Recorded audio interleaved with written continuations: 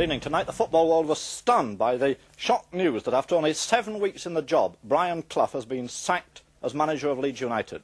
It's been claimed that the footballers passed a vote of no confidence in him, and certainly today the board took the shock decision that Clough must go. Tonight on this live calendar special, we're talking not only to Brian Clough himself, but also to the man that he succeeded as manager of Britain's most successful football team, to Don Revie, the England manager. But Brian Clough, first of all.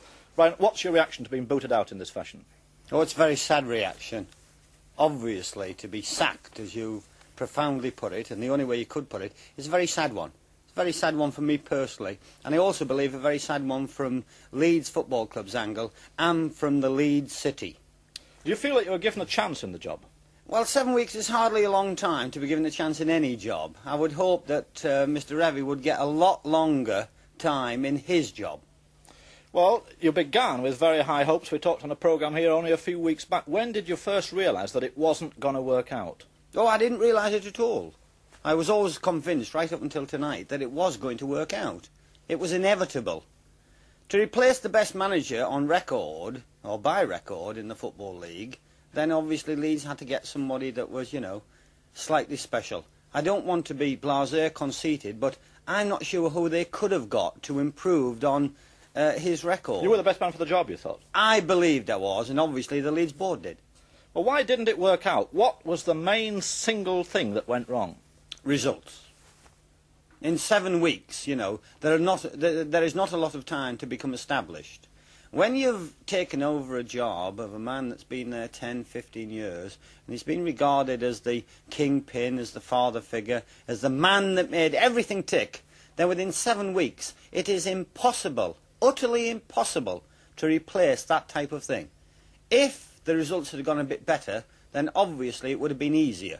But due to circumstances, due to the fact that were inherited suspensions, and little Billy was sent off and banned for a long time, and Paul Madeley's injury and that type of thing, you know, the results weren't as good as should have been. OK, well, let's turn to Don Revie. Do you consider that it was in fact possible to step into your shoes, to replace you?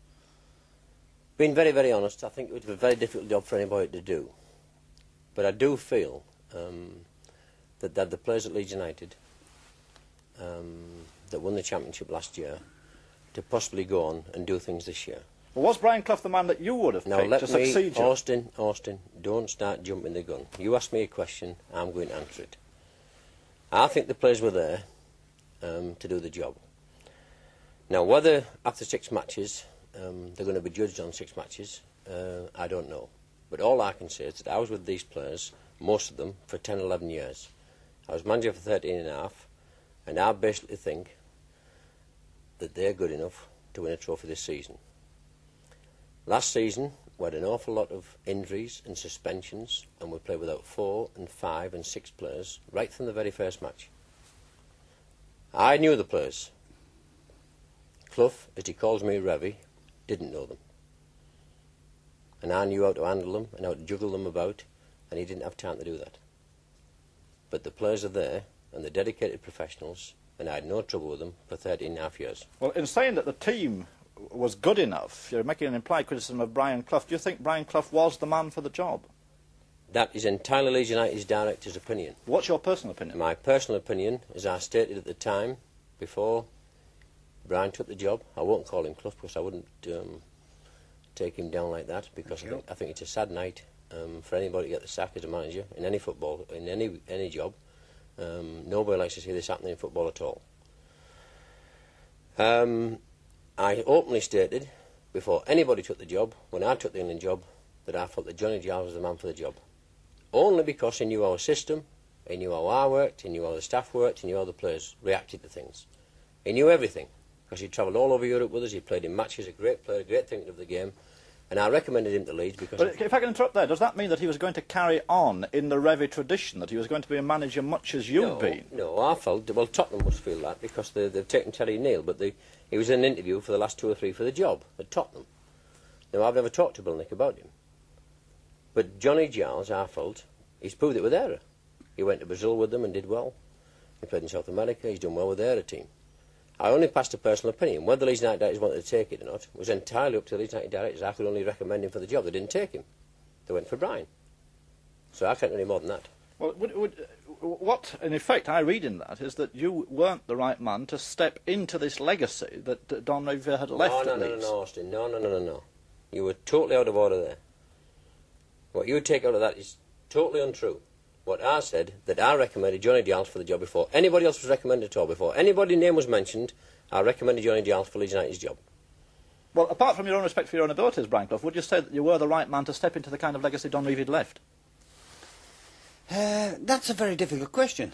It's like saying, you know, if religion goes out of our way of life, who takes over But it's from saying religion? that your style is very different from his style. My and to players style- used to Don Revie's style, it might have been upsetting. My style's not different at all in the sense that I wanted success and I believed I could deliver it, and my methods, 99% or 90% the same as Mr. Revie's. My style was exactly the same. Management is 90% right throughout the country, irrespective of who the manager is. It's the extra 10% that's a special bit. But look, over the years, Leeds United have been run almost like a family, like sons of Don Revie. Now, didn't you, in fact, go in and upset them, unsettle them, by going in for a big buying policy? Well, a big buying policy, I'm not sure. What I did was I bought a wing half to replace Eddie Gray, who there's grave doubts about his future. I was informed when I took over Leeds that Mick Jones could possibly not be fit for the rest of the season, at the very earliest, February or March. So I bought a reserve centre-forward in John O'Hare, and all of Leeds know he is a very talented player. Now, what I also did was, I tried to provide a little bit of striking power added to Leeds' machine, as I once called Don's team. He wasn't very happy with it, but it was a machine, superbly machine, and a superbly oiled one, but it was a machine. And I added Duncan McKenzie to it because I knew up front we were a little bit thin with Peter Lorimer, Joe Jordan and Alan Clark. So the fact of big buying wasn't big buying in the sense... You don't think it was unsettling for the players? Oh, it could have been slightly upsetting because they've been there so long. And one or two of them are getting on to 32, 33, possibly even 34. OK, well, Don Revie, would you have gone in for this kind of buying? Or would you have worked it in more cautiously? Well, first of all, let me answer Brian's question about them getting old and about injuries and one thing and another. As I said already, we had this all last season. But what you must remember is this, that team was written off by the press and television in 70, when we missed three tournaments, in 71, in 72, and in 73, when we lost against Sunderland and AC Milan, they all said, that's it. They're finished, they're over the hill, they're too old, and this, that and the other. And last season, with all these injuries and all these suspensions to Alan Clark and Norman and all these people, we only lost 4 matches out of 42 and won the championship. And there went 29 matches from the beginning of the season without defeat. Well, are you saying in that Brian Clough's buying was not necessary? No. Austin, will you Hang just on. please That give me was a chance? incredible. Will you What just the man please? said OK, well, was incredible. let him finish. Right? Yes. Now then, if Brian felt after 3 months, I would have given them personally 3 months to settle down and play as they're capable of playing. Don, even with Billy's eight-match suspension? Yes, I'd have had Terry Yorath, I'd have had Mick Bates, I'd have had Joe Jordan, I'd have had Frankie Gray. He had 4 very world-class players there in the making. Not who I Frankie juggled Gray? about last year. Yeah. Frankie Gray, whether you think Frankie Gray's a good player or not. Well, world-class, you said. Yeah. Frankie Gray. Well, I think world-class. If he got the chance, Brian, I think he could be world-class. Yes. And I think that I played Terry Yorath up front. This is what I'm saying. You didn't get the chance to see them. I knew them. I played Terry Yorath up front alongside Joe Jordan. I played Terry Yorath midfield. I played him at full-back. I played him at sweeper. I played Mick Bates up front. I played Frankie Gray up front at outside left. Now, these players I felt should have had a chance. Yes. Possibly, Don, where didn't they get a chance? Terry had... No. Terry had a tummy bug, enteritis, I think they call it, and he was out. He was in bed for 10 days. Yeah, but he still had Mick Bates and Joe Jordan and Frankie Gray who didn't play at all, Brian. And the Who? thing is, Mick Bates, Yes, I'm sorry. Terry Yorath and Frankie Gray. Yeah. Now, I feel that the unsettling part came when he didn't give these lads a chance, and quite rightly, a manager's got to stand and fall by his decisions. Oh, yes. Every time, where he's going to buy, where he's going to have team selection, what he's going to have, he's got to stand and fall by what he says and what he does. And Brian decided to go in the market. Whether it was unsettling to the players, I don't know.